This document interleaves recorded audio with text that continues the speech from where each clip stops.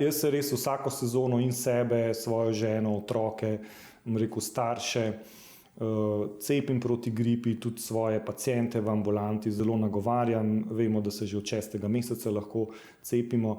Sem pa veliko razmišljal, kaj bi povedal, in v svoji 20-letni praksi nisem videl še nobene,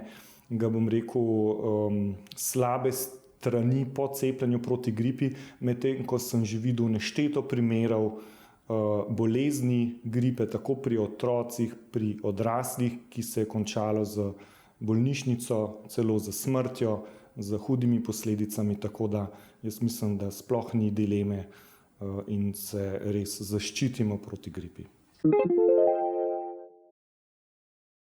Tako, v bistvu od 6. meseca prvič, ko otroke cepimo, sta potrebna 2 odmerka, da je res ta zaščita dobra.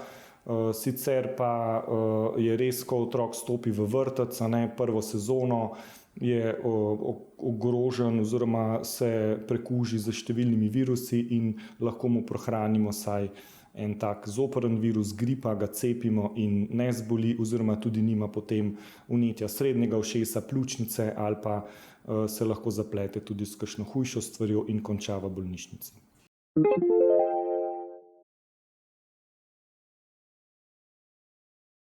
Ja, zato je toliko pomembno da se tudi, širša družina, posebej babice, dedki, da se zaščitijo proti gripi, proti pnevmokoknim okužbam, da se cepijo, da bo potem to druženje z najmlajšimi res v neko veselje in brez bolezni.